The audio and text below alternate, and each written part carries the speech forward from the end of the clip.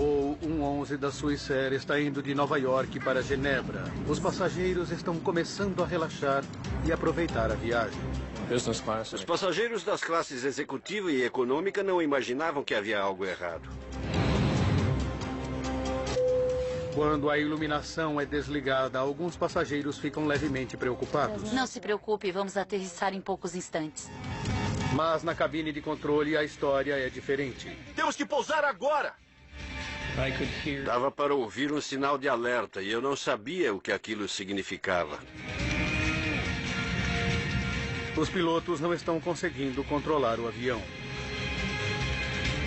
Poucos a bordo percebem que lhes restam apenas minutos de vida. Desastres não acontecem simplesmente. Eles são provocados por uma cadeia de eventos decisivos. Vamos desvendar as decisões fatais daqueles últimos segundos, pouco antes do desastre. Segundos fatais. Tragédia no voo da Swissair. Goldensbridge, Nova York. 2 de setembro de 1998. 4h46 da tarde. Ray Romano, pai de 3 filhos, vai viajar a negócios para a Europa. Você já está pronta, querida? Tô quase. Já tá na hora? Está. Ele tinha acabado de se tornar sócio da firma onde trabalhou a vida toda. Ele era um homem bom em tudo. Até a semana que vem. Ligue, por favor. Claro.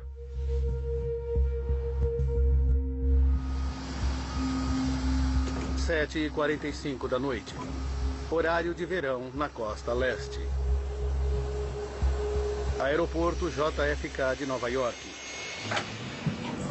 215 passageiros embarcam no voo 111 da Swissair, com destino a Genebra, Suíça.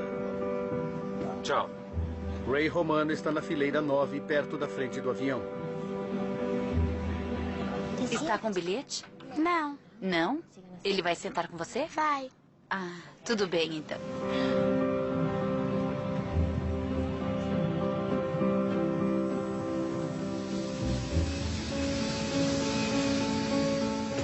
Oito horas e 18 minutos da noite.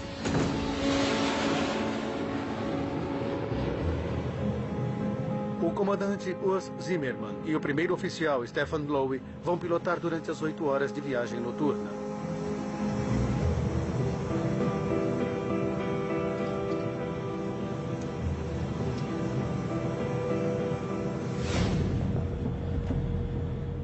Nove horas e 10 minutos da noite.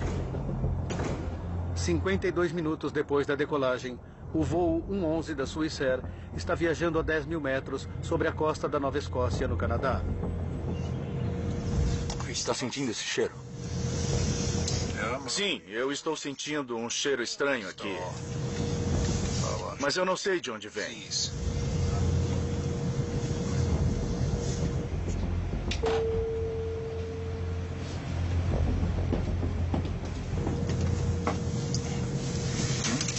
Está tudo bem? Você está sentindo um cheiro estranho aqui na cabine?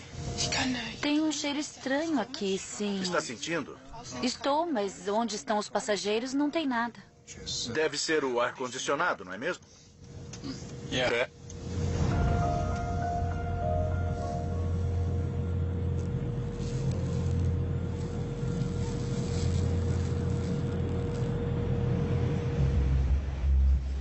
Você vai pintar o foguete de que cor, querida? Eu vou pintar de rosa e de roxo. Obrigado. Está perfeito. 9 horas e 13 minutos da noite.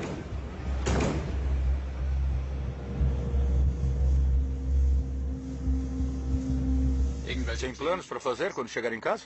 Vamos velejar no Lago Zurich. Muito legal.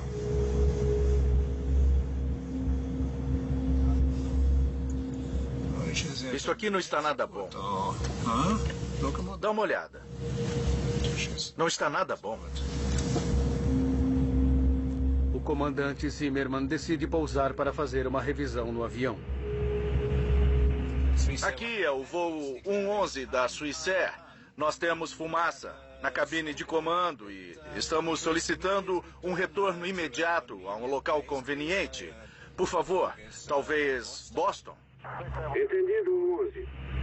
O controle de tráfego aéreo lhe diz que o aeroporto de Halifax está bem mais perto do que Boston, apenas 122 quilômetros de distância. Você prefere ir para Halifax? Afirmativo para o voo Swissair 111. Preferimos Halifax a partir de nossa localização.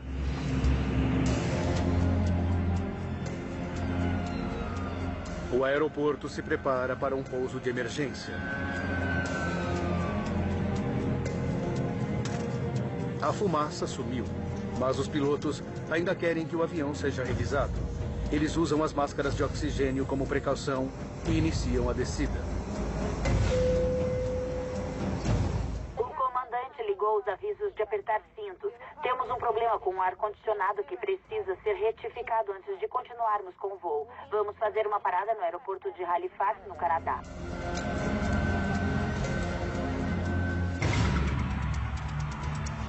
Centro de controle de tráfego aéreo em Moncton, New Brunswick. Dei uma olhada rápida no radar para ver onde a aeronave estava e imaginei que estivesse a uns 20 minutos do aeroporto. É tarefa de Bill Pickrell guiar o avião em segurança até Halifax. Ia ser uma operação bastante simples. Eles estavam alinhados quase que perfeitamente para uma aproximação direta naquele momento. Swissair 111, boa noite. Posso guiá-los para a pista 06 em Halifax? Sim, um posicionamento para a A6 vai ser ótimo. Swissair 111. Ok. Entendido. Uma aproximação em curso contrário para a pista 06. 48 quilômetros de voo até a cabeceira. Precisamos mais do que 48 quilômetros. Swissair 111, entendido. Vire para a esquerda seguindo a 0130. O avião está muito alto para conseguir chegar a Halifax na primeira passagem. Como regra geral, naquela distância do aeroporto, o ideal seria que a aeronave estivesse a cerca de 3.000 metros. Neste caso, eles estavam a 6.000 ou mais. Os pilotos fazem a volta enquanto vão descendo mais. Swissair 111, preciso saber quantos passageiros estão a bordo e vocês têm que despejar o combustível excedente. Entendido. Temos que despejar combustível. Posso fazer isso nessa área durante a descida? Minha reação foi me virar para meu colega ao lado e dizer não. Ele precisa despejar combustível agora. E então imediatamente verificar onde seria seguro fazer aquilo e ao mesmo tempo mantê-los perto do aeroporto. Bill Pickrell sugere que eles despejem sobre o aeroporto ou façam uma volta mais longa e despejem sobre o oceano. Os pilotos preferem o oceano. Vai ser uns 16 quilômetros antes de você ficar perto da costa. Você ainda está a cerca de 40 quilômetros do aeroporto e tem que chegar aqui bem depressa. Tudo bem, está bom para nós. Por favor, me avise quando eu vou poder começar a despejar o combustível. 9h23 da noite. O comandante inicia os procedimentos para cuidar da fumaça sem origem conhecida. Interruptor da cabine selecionado. Ele corta a energia desnecessária na cabine.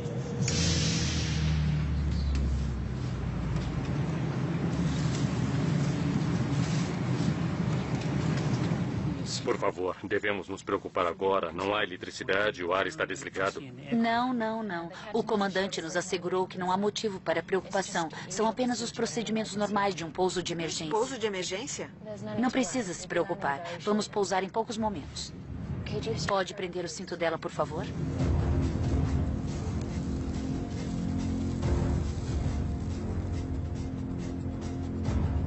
Nove horas e 24 minutos da noite.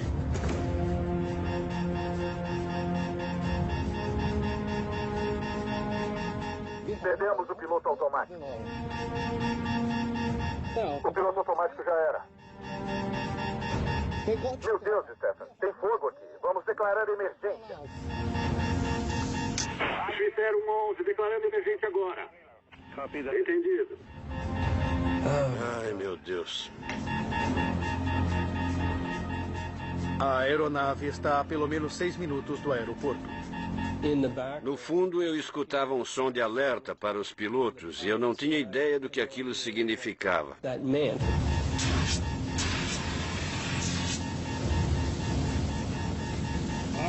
Que droga!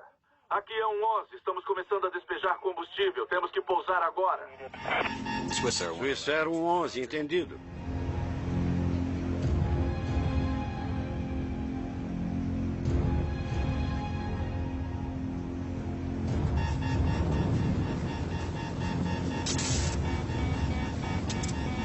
Perdemos os dispositivos primários de voo.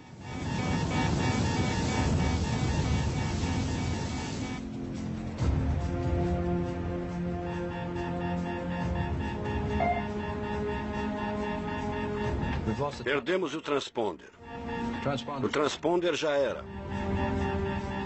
Responda, Swissair 11. Toda a comunicação com o avião se perde.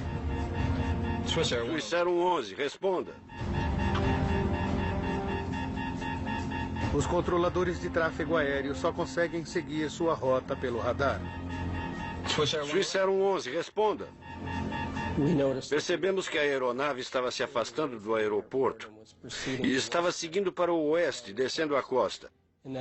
E então percebemos que algo tinha dado muito errado.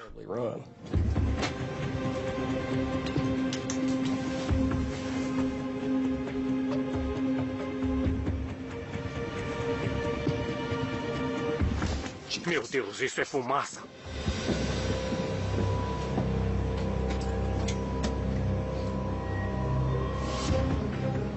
Por favor, temos assentos lá atrás. Siga até ao fundo. Meus colegas vão ajudá-lo.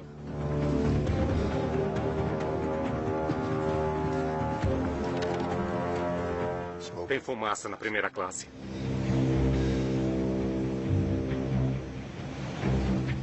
Durante 6 minutos, Bill Pickrell observa a rota estranha do avião. Dá uma sensação de desamparo ficar sentado ali sem ser capaz de fazer nada. 9h30 da noite.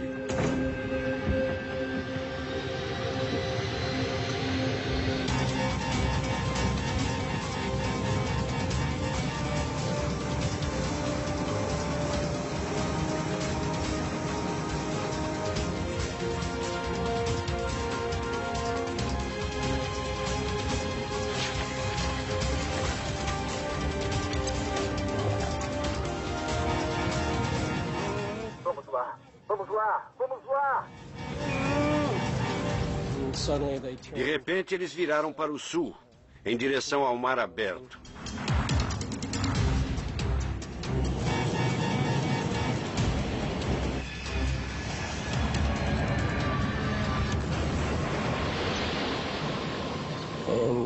E a aeronave desapareceu. Ai, meu Deus, acho que o perdemos. Acho que o perdemos. Swissair 11, responda. Swissair 11. Meu Deus.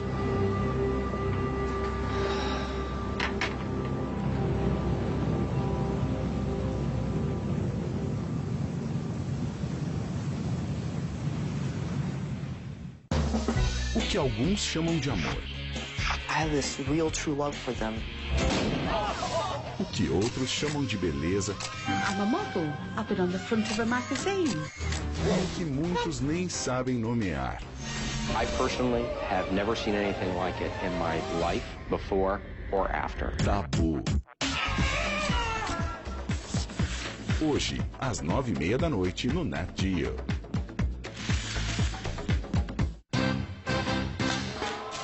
Você vai conhecer de perto. You cannot imagine how much fun we have making rum. Os lugares onde são fabricados os produtos que chegam à sua casa. Com os novos episódios da série de sucesso do Nat Geo.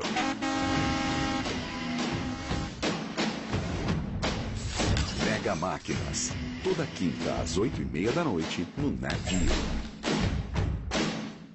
Passa repelente. Nesse calor? Tá louco. Off Refresh. Uau, é refrescante. É o fim da dança dos mosquitos. Novo Off Refresh. Proteção duradoura contra pernilongos com sensação refrescante na pele. Uma enorme estrada embaixo d'água. Um porto espacial no meio do deserto. O Nat Geo apresenta construções que parecem vindas do futuro, mas que hoje já são realidade. Obras incríveis, toda quinta às 7h45 da noite no Nat Geo. A seguir, Mayday, desastres aéreos. No Nat Geo. Continuamos assistindo. Segundos Fatais. No Nat Geo. A última posição no radar do voo 111 da Swissair fica a 9 quilômetros da costa canadense. Quando a notícia se espalha, os pescadores correm para o mar para tentar resgatar sobreviventes.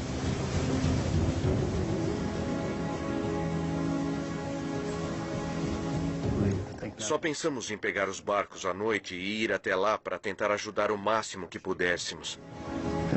Era a coisa certa a se fazer. Wayne Manuel leva 1 hora para chegar ao local. Víamos o resto dos barcos que estavam lá naquele momento e sentíamos o cheiro de combustível de avião. E quando nos aproximamos, vimos os destroços boiando.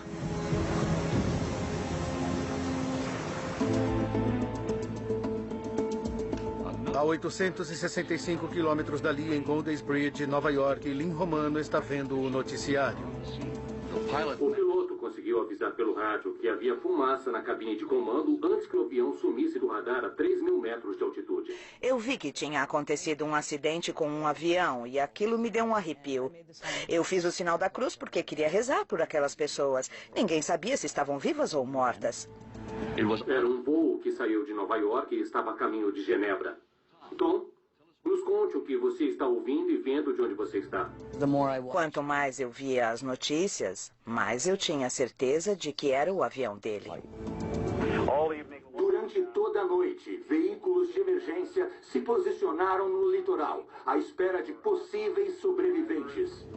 Eu liguei para um número 0800 e disse que meu marido estava no voo 111 da Swissair no assento 9F. Eu tinha todas as informações e queria que alguém me confirmasse se ele estava naquela aeronave. Foi o voo da Swissair 111?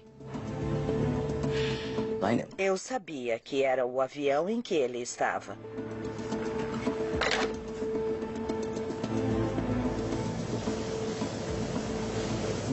A maior parte das coisas que vimos flutuando eram roupas e pedaços de malas e sapatos.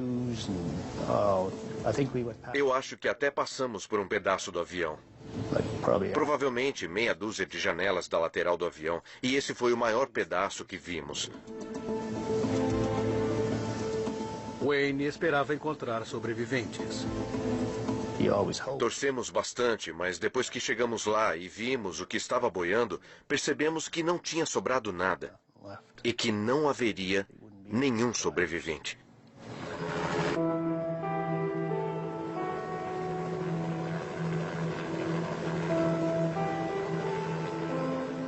A terrível notícia é confirmada de manhã bem cedo. Todas as 229 pessoas a bordo do voo 111 da Swissair tinham morrido. Eles simplesmente me disseram que não havia sobreviventes. E eu não me lembro de quase nada depois daquilo. Parecia que minha alma estava sendo sugada para fora do corpo.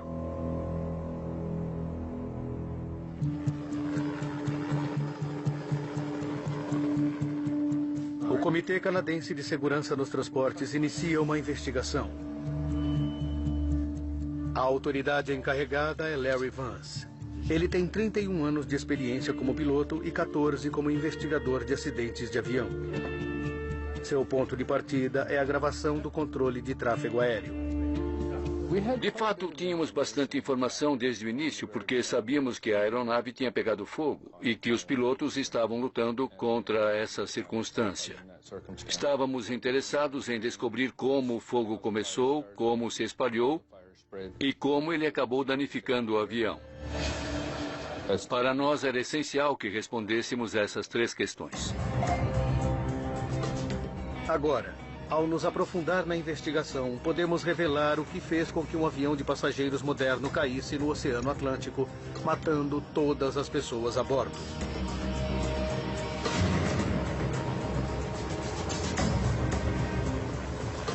Antes que os investigadores consigam estabelecer o que provocou o incêndio no voo 111 da Swissair, eles precisam recuperar os destroços. Mais de 20 agências do Canadá, Estados Unidos e Europa são convocadas para ajudar. Objetos pessoais e destroços foram encontrados ao longo de 200 quilômetros de praias. Vocês vão encontrar restos humanos. Não sei dizer o que vocês vão fazer depois. Deem um jeito e continuem seu trabalho. Apenas um corpo foi encontrado intacto.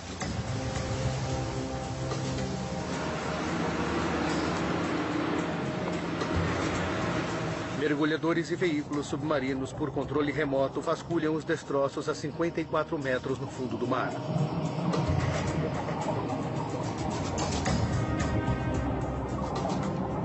Era importante para nós tentar recuperar as caixas pretas, porque é lá que encontramos informações básicas sobre o que acontece na cabine. Estávamos muito ansiosos para colocar nossas mãos nelas. As duas caixas pretas do avião acidentado foram encontradas intactas 9 dias depois do acidente. Nós temos uma lista de verificação para a fumaça do ar-condicionado. A equipe descobre que os pilotos sentiram cheiro e depois viram fumaça. Stefan, a fumaça sumiu. Mas depois que a fumaça sumiu, ela voltou e trouxe fogo com ela. Swissair 111, vocês estão liberados para despejar combustível. Entendido. Mas os investigadores descobrem um pouco mais. A informação sobre os últimos 6 minutos estava faltando, e isso foi uma decepção para nós. Achávamos que teríamos toda a informação até o momento do impacto, mas na verdade não tínhamos.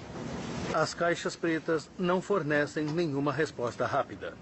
Mas Vance continua achando que os destroços do avião guardam muitas pistas.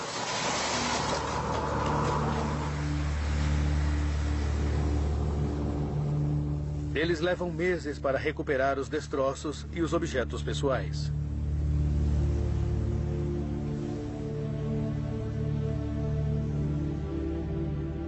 Os parentes consternados são convidados a virem buscar os objetos de seus entes queridos. A bagunça era indescritível. Havia malas que pareciam que o demônio tinha mexido nelas. E, por outro lado, havia coisas que estavam em perfeitas condições e que só foram retiradas da água. Lynn vê o caderno onde o marido tinha feito uma lista de compras naquela manhã. O fato de que seu caderno estava ali e podia ser lido, revistas estavam intactas, mas nenhum dos passageiros, me fez perguntar por quê? Como isso pôde acontecer? Eles explicaram simplesmente que tinha sido a Força G. E você sabe o que acontece. Foi aí que eu desejei não ter perguntado.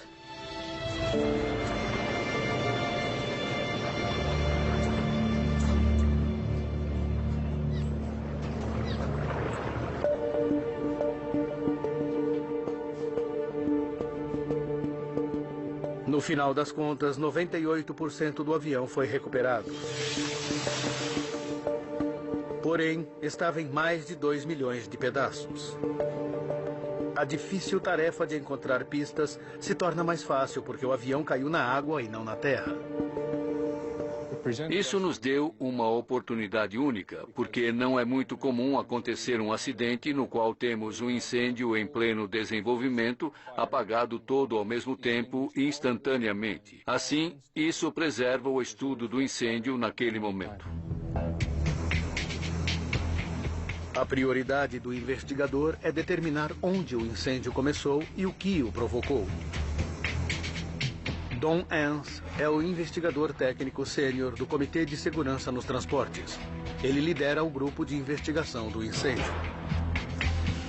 Os primeiros pedaços que surgiram e que foram identificados como tendo sido danificados pelo fogo eram da cabine de comando ou da cozinha da primeira classe. Então estávamos analisando essa área. Vendo que todos os destroços danificados pelo fogo são da parte dianteira do avião, a equipe decide que a melhor maneira de identificar o que aconteceu é fazer a sua reconstrução. Parecido com um quebra-cabeça de 5.000 peças, os destroços são pacientemente unidos até formarem uma imagem em tamanho real. Conforme uníamos mais coisas, a imagem foi ficando cada vez mais clara. Lembro que, ao olhar para o teto da cozinha número 1 em particular, vi que todo o estrago feito pelo calor ia de dentro para fora, o que colocava a fonte de calor sobre a cozinha. A reconstrução mostra que o fogo estava queimando não dentro da cozinha, mas fora de vista, na parte de cima do avião. É ali que ficam os equipamentos eletrônicos, a fiação, os componentes do ar-condicionado e o isolamento. Não havia detectores de fumaça lá em cima, e não é exigência que obrigue a tê-los. Os passageiros não tinham ideia do que estava acontecendo, até que o fogo acabou passando pelo teto. E isso só aconteceu na cozinha da primeira classe, e talvez no compartimento da primeira classe. No fundo do avião, classe executiva e econômica, ninguém teve a menor ideia de que algo inoportuno estava acontecendo. Uma parede de anteparo divide a parte de cima em 2 compartimentos com um pequeno túnel para a fiação passar. Sabendo quem sentiu o cheiro de fumaça e quando, a partir das gravações da caixa preta e analisando os danos na reconstrução... Está sentindo algum cheiro estranho, comissária? Onde estão os passageiros, não. A equipe de investigação descobre que o fogo começou na frente do anteparo, acima do teto da cabine de comando, onde os pilotos sentiram o cheiro quase que imediatamente. Se tivesse começado atrás do anteparo, teria provocado muito mais danos na parte traseira da fuselagem, e as pessoas no fundo do avião teriam sentido o cheiro da fumaça antes das pessoas na cabine de comando. Agora, eles sabem onde o fogo começou e precisam descobrir como ele começou. Uma das coisas que procurávamos era se tinha havido algum tipo de atividade criminosa ou não.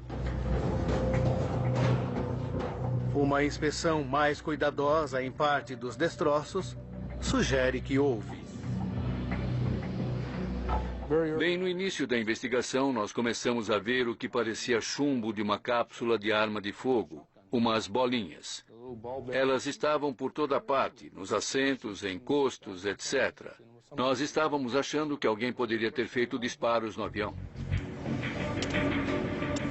A questão era sobre se o fogo era parte de uma conspiração terrorista, se alguém teria embarcado no avião com uma arma de fogo. Até que eles descobriram o que havia no porão do avião.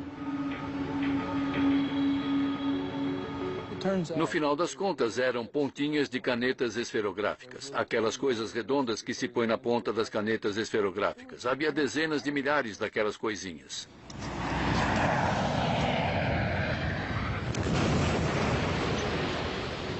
O avião bateu com tamanha força no mar que espalhou as esferas do compartimento de carga por toda a aeronave.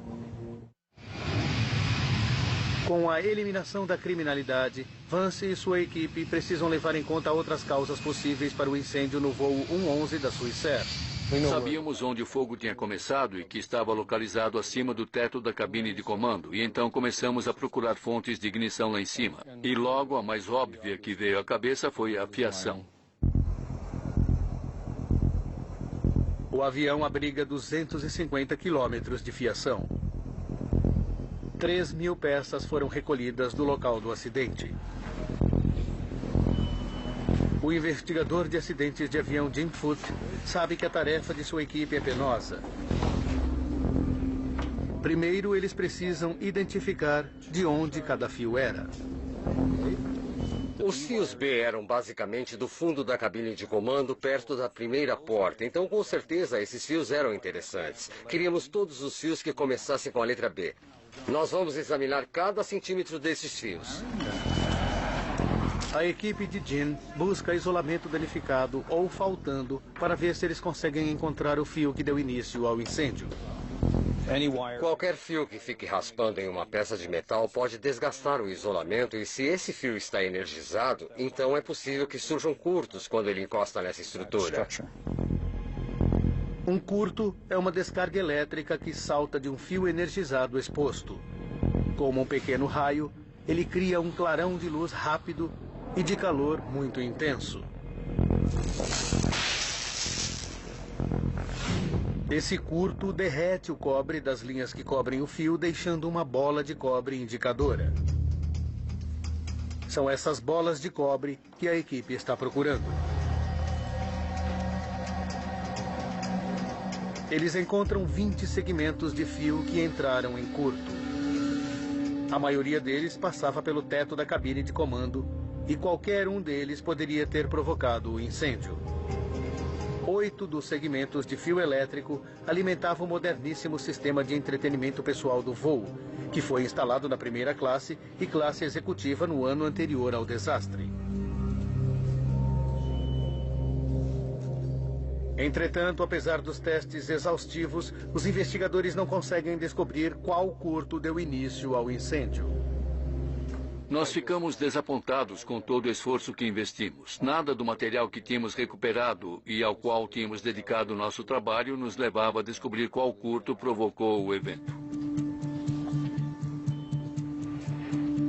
A análise da fiação chega ao fim. Jim Foote está conformado de que não vai descobrir onde surgiu o curto inicial. Entretanto, conforme ele vai guardando as coisas, ele dá uma última olhada nos fios queimados do sistema de entretenimento. Ele não estava lidando com aquilo com o mesmo cuidado que tinha no passado. Então, ele abriu as pontas que estavam tortas. Eu comecei a desembaraçar os fios. E, de repente, descobri uma segunda marca de curto no mesmo lado de um dos que a gente já tinha notado. Larry. Veja isso. Eu conhecia aqueles fios muito bem e Jim também os conhecia bastante. Quando os olhei no microscópio e vi aquela bolinha, eu pensei, nossa, é isso. Descobrimos. Jim descobriu. Para confirmar que esse foi o curto que deu início ao incêndio, eles o colocaram em uma maquete do sistema de fiação do teto da cabine de comando. Tem muito fio que passa pelo teto naquela área e eles são presos por um suporte de metal. Achamos que este fio ficou raspando neste suporte. Os aviões estão sujeitos a constantes vibrações quando viajam acima dos 900 km por hora. Os investigadores acreditam que a vibração provocou o contato. O isolamento dos fios ficou danificado, permitindo que um curto acontecesse quando raspou no suporte de metal. Finalmente tínhamos chegado a uma conclusão quase que imediatamente para dizer que tinha de ser aquilo. Porque sabíamos que o posicionamento daqueles fios em que ele tinha encontrado o curto era exatamente o mesmo onde o fogo havia começado.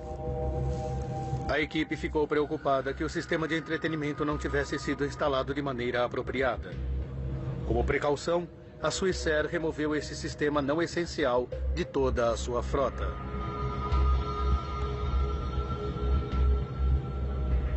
O posicionamento é exatamente o mesmo. Os investigadores tinham descoberto a origem do incêndio no voo 111 da Swissair, mas havia mais perguntas que eles queriam responder. Eles sabiam que os pilotos não conseguiriam evitar o incêndio, mas precisavam saber se eles poderiam ter evitado o acidente. Como investigadores, temos de dizer em que circunstâncias aqueles pilotos se encontravam e que os obrigou a fazerem o que fizeram, provocando a perda da aeronave. Vance e sua equipe esmiuçam as decisões que eles tomaram nos minutos antes do impacto. As gravações da caixa preta lhes contam que a cabine de comando fica cheia de fumaça e fogo momentos depois que os pilotos desligam a energia desnecessária onde ficam os passageiros. Uma das coisas que eles acabaram desligando foram os ventiladores de recirculação que ficam nos fundos. E isso mudou todo o fluxo de ar para o incêndio. Esses ventiladores puxaram as chamas através do anteparo para longe da cabine de comando. Depois de desligados, a chama mudou de direção. Ela simplesmente fez assim. Mudou imediatamente. O fogo que queimava sobre a cabine de comando desabilitou os sistemas essenciais da aeronave. Temos que pousar agora! Ele inutilizou quase todos os instrumentos que os pilotos usam para controlar a aeronave, pilotá-la e mantê-la no prumo. Subir e descer, todos esses instrumentos começaram a falhar praticamente ao mesmo tempo. O avião, com problemas, não tinha mais condições de voar. Não podemos culpar os pilotos por desligarem a energia desnecessária. Eles estavam seguindo os procedimentos da Swissair para cuidar de fumaça de origem desconhecida. Existe uma decisão que os pilotos tomaram minutos antes da queda que provocou vários eventos críticos. Ainda existem dúvidas sobre se os pilotos demoraram demais para tentar um pouso de emergência. Os investigadores dizem que eles mudaram a rota para ir a Halifax, mas depois mudaram de novo para despejar combustível no oceano. A opção dos pilotos em despejar o combustível aumentou os minutos de voo. Era um procedimento que eles poderiam ter ignorado. Os investigadores querem saber se este atraso custou a vida de 229 pessoas que estavam a bordo. Então, qual era a altitude inicial deles? 10.000 metros. Eles calculam que para uma aproximação direta a Halifax, os pilotos deveriam ter começado sua descida no momento em que solicitaram retorno imediato. Mas naquele momento eles não sabiam que o aeroporto de Halifax era uma opção. Além disso, um avião em pleno funcionamento precisaria de 13 minutos para fazer a descida. E o deles só tinha capacidade de voar durante 10.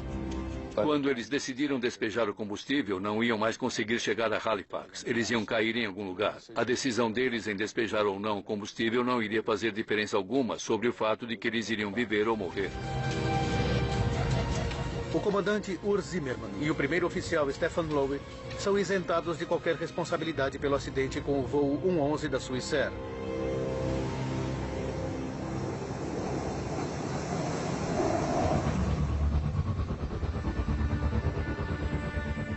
A equipe de investigação conseguiu reconstruir a parte dianteira do avião, determinando onde o incêndio começou e descobriu o curto que o provocou. Mas eles sabem que um pequeno curto não faz um avião cair. Para evitar incêndios futuros, a equipe precisava descobrir o que tinha queimado. De fato, a ameaça ao avião era o que estava alimentando o fogo. Se a gente tem material inflamável em tamanha abundância capaz de queimar um avião inteiro, esse é o risco real para o avião.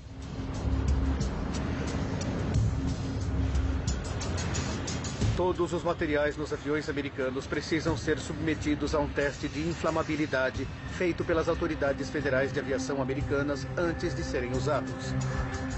Mas alguma coisa na parte de cima do Swissair 111 era claramente inflamável. Não consigo pensar em nada naquela área que pudesse promover um incêndio. Sua atenção é atraída para um material metálico brilhante que cobria o isolamento de fibra de vidro, o politereftalato de etileno, mais conhecido como mylar metalizado. Nós recuperamos parte do material da manta de isolamento, o mylar metalizado flutuando no mar. Havia pequenos pedaços dele, como imaginamos, e eles mostravam marcas de queimadura. Dava para ver que tinham pegado fogo. O mylar metalizado foi instalado em 699 aviões americanos registrados. Se foi ele que alimentou o fogo, todos eles estavam correndo risco. Tínhamos uma boa quantidade dele que conseguimos recuperar, que não estava queimado, e de onde tiramos um pedacinho e o colocamos no chão do hangar e acendemos um fósforo nele. Ah, meu Deus. Veja isso. É incrível. E imagine, queimou feito louco. Muito inflamável. E nós pensamos, cara, este avião está cheio dessa coisa. Larry tem quase certeza de que o Mylar metalizado alimentou o fogo do Swissair 111. Sim, achamos que descobrimos o que pode ter sido o problema. Eles informam as autoridades da aviação imediatamente. Elas tinham testado a flamabilidade do Mylar metalizado há mais de 10 anos e tinham aprovado o seu uso. Uma das coisas que fizemos foi analisar a história desse Mylar metalizado para ver se tinha havido chances de identificá-lo como um material perigoso.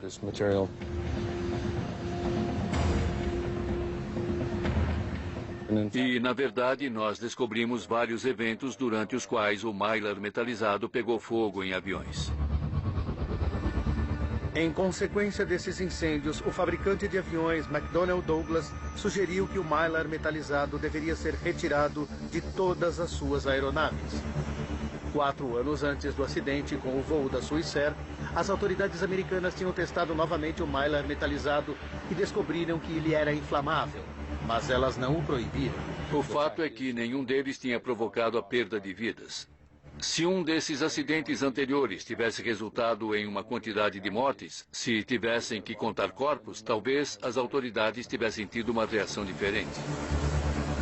A FAA agora tinha corpos para contar, 229. Eles testaram novamente o Mylar metalizado, sujeitando-o a condições de voo muito mais realísticas. Ele falhou. A FAA deu às companhias aéreas americanas 4 anos para retirá-lo dos aviões.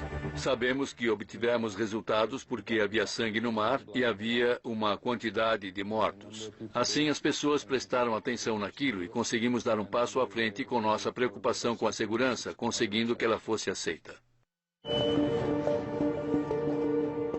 A investigação sobre o voo 111 da Swissair foi a mais longa que o Comitê de Segurança nos Transportes canadense realizou. Foram necessários 4 anos e meio para completá-la. Usando as informações detalhadas que os investigadores descobriram, nós agora podemos revelar exatamente o que aconteceu no voo 111 da Swissair e o que os pilotos tiveram de encarar minutos antes do impacto. 21 minutos para o desastre. Um curto em um fio no alto do avião fez com que o Mylar metalizado pegasse fogo. Os pilotos sentem um cheiro estranho, mas acham que há um problema no ar-condicionado. 18 minutos para o desastre. Eles veem a fumaça, decidem pousar e seguem em direção a Halifax. 16 minutos para o desastre. Os ventiladores do ar-condicionado puxam o fogo para os fundos do avião, o que faz com que a fumaça na cabine de comando desapareça.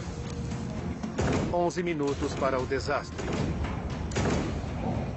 Enquanto fazem a volta para baixar a altitude, os pilotos decidem fazer uma volta mais longa para despejar combustível no mar, mas não sabem o que está acontecendo na parte de cima do avião.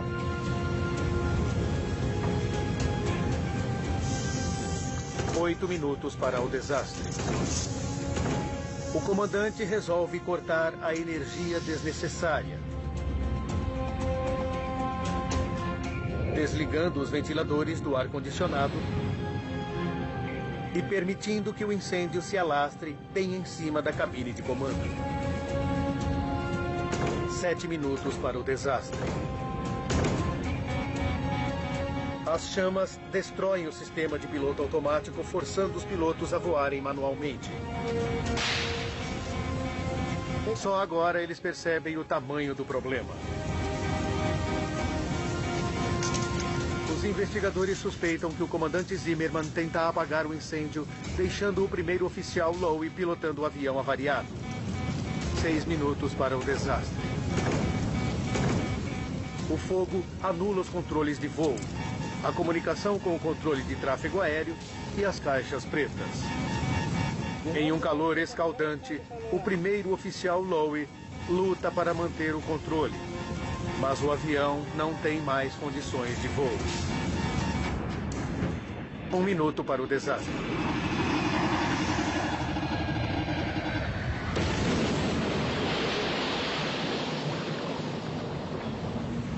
Todos os passageiros e a tripulação estão mortos.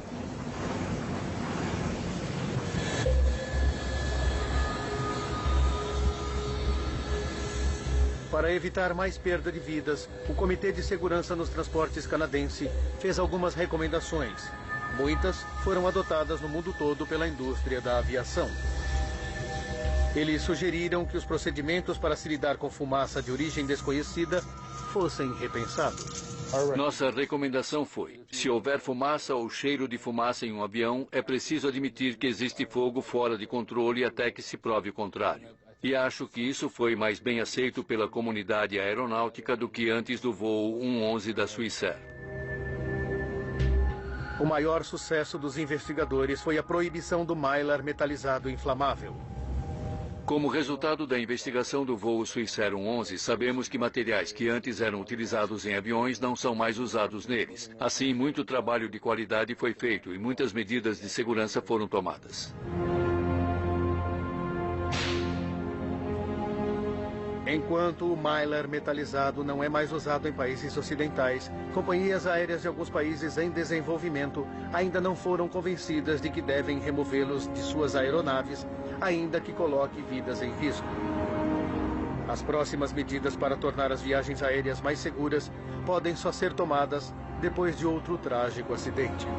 Será preciso acontecer um outro evento que chame novamente a atenção das pessoas. E aí poderemos dizer: nós avisamos, mas vocês não consertaram. Agora é melhor fazer alguma coisa antes que aconteça de novo. Não dá para fazer as pessoas aceitarem mudanças a não ser que elas sintam a obrigatoriedade. Versão Marshmallow São Paulo.